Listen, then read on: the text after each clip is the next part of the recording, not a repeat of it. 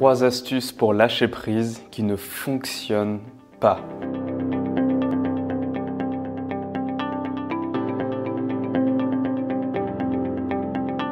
Salut à toi jeune pouce, si tu me découvres grâce à cette vidéo en pleine période de confinement ou pas, moi c'est Alex, sur cette chaîne YouTube on parle de prise de conscience, on parle de santé, on parle d'alimentation, on parle de bien-être et on parle de dépassement de soi. Je te partage tous mes meilleurs conseils, toutes mes astuces, mes meilleures astuces que je teste au quotidien. J'adore tester des nouvelles choses, je suis un explorateur de la vie pour améliorer ma vie, améliorer mes conditions de vie, me sentir bien au quotidien, être dans l'instant présent. Et j'adore partager ça avec vous les jeunes pousses. Et si je vous appelle les jeunes pousses, c'est parce que je considère qu'on est tous sur un chemin de vie pour progresser. On est tous comme des petits arbres qui grandissons tous les jours un petit peu plus. Alors aujourd'hui, je voudrais parler avec toi de 3 astuces pour se sentir bien qui ne fonctionnent pas. Parce que, en fait, déjà, je vais situer le contexte un petit peu avant de parler de ça. À l'heure actuelle, c'est quoi la grosse problématique de notre société? C'est qu'on est dans une société qui nous stresse. On est dans une société polluée. On manque de temps, on court partout. Et en ce moment, on est confiné avec le coco-virus. Donc, je ne vais pas dire son nom pour ne pas être démonétisé, mais le coronavirus. Voilà, peut-être qu'en détachant les mots, YouTube ne me démonétisera pas. Donc on est vraiment dans une société qui nous stresse et elle nous stresse parce qu'on n'a pas appris à gérer notre stress. On a appris à être dans l'instant en réaction. On a appris à être dans l'instant, pas en proaction justement. Et on va toujours vers l'avant en courant, en attendant le pire, en essayant d'avoir des sensations, en se tournant vers les nourritures salées, sucrées, grasses. Tout ça pour avoir des sensations qui nous font nous sentir bien à un instant T pendant quelques secondes et puis après ça redescend, ça tombe. Et moi, aujourd'hui, je voudrais te parler de ça. La fausse solution, en fait, par rapport à toute cette problématique de la société, du stress, etc., la fausse solution, c'est de se tourner vers les choses simples, de plaisir simple et immédiat. Netflix, les jeux vidéo, la nourriture. Stresser, faire des crises d'angoisse. Tout ça, c'est vraiment quelque chose qui ne va pas t'aider. Et je comprends les gens qui font des crises d'angoisse, c'est très simple. Moi-même, à un moment donné, j'ai failli faire des crises d'angoisse. Quand ça n'allait pas dans ma vie, quand ça n'allait pas au travail, quand j'avais pas les relations qui pouvaient m'épanouir autour de moi, quand j'étais dans des relations stressantes et toxiques, quand je me sentais pas bien et que les seules choses que je trouvais à faire, c'était de regarder des vidéos sur YouTube ou tout simplement de m'enfermer sous ma douche ou de regarder la télé ou de jouer aux jeux vidéo. Tout ça, c'était simple et facile. Mais finalement, avec le temps, j'ai réussi à mettre en place des solutions et je vais t'en parler juste après. Je vais te parler aussi des solutions qui ne fonctionnent pas et tu vas voir pourquoi elles ne fonctionnent pas. C'est pas ta faute. À l'heure actuelle, si tu sais pas comment gérer ton stress, si tu fais des crises d'angoisse, c'est pas ta faute parce que en fait, on est ignorant et notre société veut que tout aille vite. On nous apprend à ce que tout aille super vite. Il faut qu'une chose fonctionne, puis une autre, puis une autre. Il faut passer une autre très rapidement. T'as qu'à voir sur Internet, sur YouTube et à la télévision, le nombre d'informations par seconde qu'on reçoit, il est impressionnant. Les news d'ailleurs, si tu regardes BFM TV, ce que je te déconseille fortement de faire, c'est des news et des news et des news et tu vas rester devant toute la journée alors que ça va être la même chose en boucle. Mais ils vont attirer ton attention, ils vont utiliser des techniques de manipulation, d'influence pour te faire rester devant la télé, pour faire en sorte que tu restes devant cette télévision. Alors moi aujourd'hui, je voudrais te proposer des actions, tu vas voir, elles ne fonctionnent pas ces actions-là et je vais te dire pourquoi elles ne fonctionnent pas. En fait, les actions que je vais te proposer, tu vas voir, je te l'ai dit tout de suite, c'est la cohérence cardiaque, le yoga et la méditation. Ces 3 choses ne fonctionnent pas. Si tu fais ces 3 choses-là, tu ne te sentiras pas mieux. La simple et bonne raison pour laquelle ces 3 choses ne fonctionnent pas, je suis désolé de casser le mythe, peut-être que tu as envie de partir de la vidéo.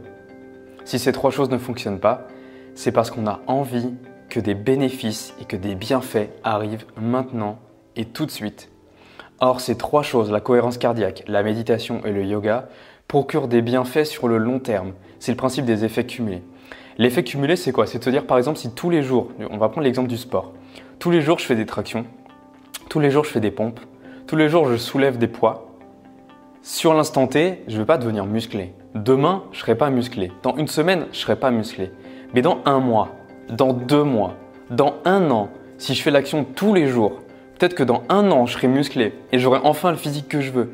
Si aujourd'hui, je change mon alimentation pour me tourner vers une alimentation végétale, pour manger moins de sucre, moins de graisse ou des meilleures graisses, pour manger plus de glucides, etc., mais des meilleurs glucides, tout de suite, je ne vais pas voir les bienfaits. Ça va peut-être prendre 1 semaine, 1 mois, voire 1 an. Mais imagine dans 1 an où tu peux être si tu mets en place des actions tout de suite pour changer ta vie.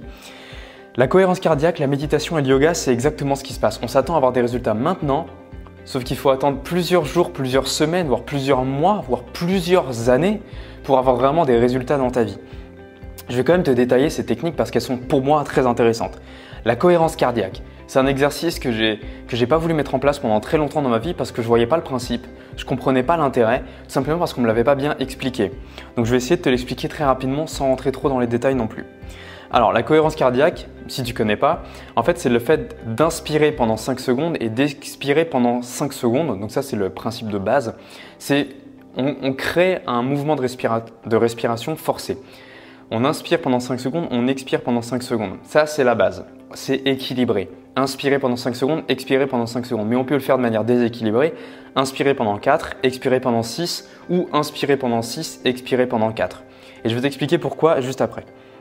Dans notre corps, il y a plusieurs systèmes nerveux. Il y a le système nerveux sympathique et le système nerveux parasympathique. Le système nerveux sympathique, c'est le système nerveux qu'on contrôle. Entre guillemets, c'est le système nerveux qui gère nos actions. Donc ça va être un système nerveux, par exemple, pour faire ces mouvements de main. Là, j'utilise un système nerveux. Mon cerveau envoie des impulsions électriques dans mes nerfs et dans mes muscles. C'est le système nerveux sympathique, je le contrôle. Quand j'inspire, je contrôle ma respiration. Je contrôle mon inspiration à ce moment-là, donc je suis avec le système nerveux sympathique. Quand j'expire, je peux expirer en soufflant fortement, mais je peux laisser faire aussi. Et donc si je laisse faire, là à l'inverse, je suis dans le système nerveux parasympathique. Le système nerveux parasympathique, c'est le système nerveux qu'on ne contrôle pas, qui est dans l'action mais qu'on ne contrôle pas. On ne peut pas avoir d'action sur lui. Donc c'est les expirations non contrôlées, c'est tous les mouvements de digestion, les mouvements internes de nos organes. C'est tout ce qu'on ne contrôle pas, voilà, qui se situe dans notre corps. À quoi sert le système nerveux? Le système nerveux, voilà, il sert à bouger, il sert à faire plein d'actions dans notre corps, mais il a aussi besoin de repos. Et à l'heure actuelle, dans notre société très stressée, dans notre société très active, on a tendance à sursolliciter notre système nerveux parasympathique. Non, justement, notre système nerveux sympathique. Et le système nerveux parasympathique, celui qui est là pour le lâcher prise, on a tendance à le sous-estimer et à pas le laisser être en action. C'est pour ça que la cohérence cardiaque est importante. Alors la cohérence cardiaque, il y a des applications comme Respirelax, gratuites, qui sont vraiment très intéressantes. Tu vas te mettre là, assis, tranquillement. Tu peux fermer les yeux ou pas, parce que l'application, tu verras, elle a une petite bulle qui monte et qui descend, que tu peux regarder. Tu vas inspirer pendant 5 secondes, expirer pendant 5 secondes. Donc pendant 5 secondes, tu fais travailler le système nerveux sympathique. Pendant 5 secondes, tu fais travailler le système nerveux parasympathique. Et ça va créer un équilibre entre les deux systèmes nerveux. Au lieu d'être toujours dans l'action, et peut-être que tu t'es déjà rendu compte, des fois on est en apnée, tu te rends compte que d'un coup tu es en apnée, tu fais là, oh, ça fait combien de temps que j'ai pas respiré? Ou alors tu faisais des petites respirations, des respirations discontinues, des respirations forcées, etc. Tu vas te rendre compte qu'en fait la respiration que tu as au quotidien, elle n'est pas optimale. Donc ça va t'aider à avoir une bonne respiration. Le deuxième exercice, c'est la méditation. La méditation, c'est quelque chose qui ne fonctionne pas, encore une fois, à l'instant T. Il te faut plusieurs jours, plusieurs semaines, plusieurs mois, voire plusieurs années pour vraiment apprendre à méditer. Alors, si tu veux des exercices de méditation, tu peux trouver dans les liens dans la description, il y a un PDF gratuit, offert, qui te donne des bonnes bases, un guide de première instance pour apprendre à méditer. Donc, je te laisse aller voir ça. La méditation, c'est quoi les désavantages de la méditation? Ça n'a pas d'effet immédiat. Ça demande de la pratique. Et c'est dur car le cerveau, notre corps, notre mental n'est pas habitué à ce qu'on le laisse comme ça, à rien faire, à se concentrer sur l'air qui entre, qui sort par notre narine gauche et droite, ou à faire un balayage corporel pour ressentir les sensations qui sont sur notre corps en chaque instant. C'est par la pratique que tu vas développer cette faculté.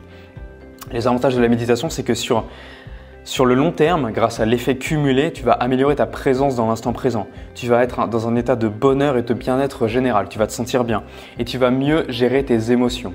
Parce que en faisant ce balayage corporel, par exemple, tu vas apprendre à juste balayer et voir les émotions, les sensations qui sont là sans les juger, juste en les acceptant. Et ça, c'est quelque chose de très puissant. Enfin, le yoga. Donc le yoga, tout simplement, c'est deux choses, c'est un focus sur le mouvement et la respiration.